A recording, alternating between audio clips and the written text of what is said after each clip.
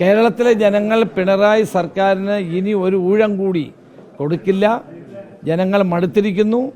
ജനങ്ങൾ കാത്തിരിക്കുകയാണ് ഈ സർക്കാരിനെ പുറത്താക്കാൻ. കാരണം ഇതുപോലെ അഴിമതിയും കൊള്ളയും നടത്തുന്ന ഒരു ഗവൺമെൻറ് ഇല്ല. തൊഴിലില്ലാത്ത ലക്ഷക്കണക്കിന് ചെറുപ്പക്കാർ വഴിയെ നടക്കുമ്പോൾ സ്വന്തക്കാർക്കും ബന്ധുക്കൾക്കും മാത്രം നിയമനം കൊടുക്കുന്ന ഒരു സർക്കാരിനെ കേരളത്തിൽ ആദ്യമായിട്ടാണ് നമ്മൾ കാണുന്നത്. സ്വജനപക്ഷപാതത്തിൻ്റെയും അഴിമതിയുടെയും ആൾരൂപമായി കേരളത്തിലെ LDF ഗവൺമെൻറ് മാറിയിരിക്കുന്നു. അതുകൊണ്ട് തന്നെ കേരളത്തിൽ ഒരു ഭരണമാറ്റം അനിവാര്യമാണ് എന്നുള്ള ബോധ്യം ജനങ്ങൾക്കുണ്ട്.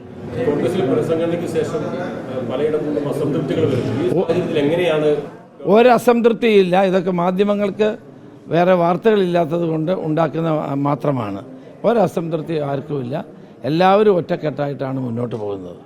പാർട്ടിക്കകത്ത് അഭിപ്രായ വ്യത്യാസങ്ങൾ ഉണ്ട് എന്നുള്ള ധാരണ വരുത്താനുള്ള ശ്രമം ശരിയല്ല. ചില ആളുകൾക്ക് കഴിഞ്ഞ യോഗത്തിലും ചില ആളുകൾക്ക് വരാൻ കഴിഞ്ഞിട്ടില്ല. അതിൻ്റെ അർത്ഥം അവരുടെ അസംതൃപ്തിയൊന്നുമല്ല. അത് തെറ്റാണ്. അപ്പോൾ അത് അങ്ങനെയൊരു വാർത്ത ഉണ്ടാക്കുന്നത് ശരിയല്ല. പാർട്ടിക്കകത്ത് അത്തരത്തിലുള്ള അഭിപ്രായ വ്യത്യാസങ്ങളൊന്നുമില്ല. പുതിയ നേതൃത്വം വന്ന ശേഷം എല്ലാവരും ഒറ്റക്കെട്ടായി ഒരുമിച്ച് തന്നെ മുന്നോട്ട് പോകും.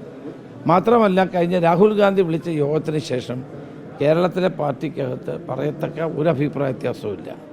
ഇത് ബോധപൂർവമായ ഒരു CPMൻ്റെ തിരക്കഥ ആണ്. നിങ്ങൾ അതിൽ വീണു പോകരുത് എന്ന് എനിക്ക് പറയാനുണ്ട്. അങ്ങനെ അസ്വാരസ്യങ്ങളില്ല. എന്തെങ്കിലും ഉണ്ടെങ്കിൽ ഞങ്ങൾ പറഞ്ഞു തീർക്കും.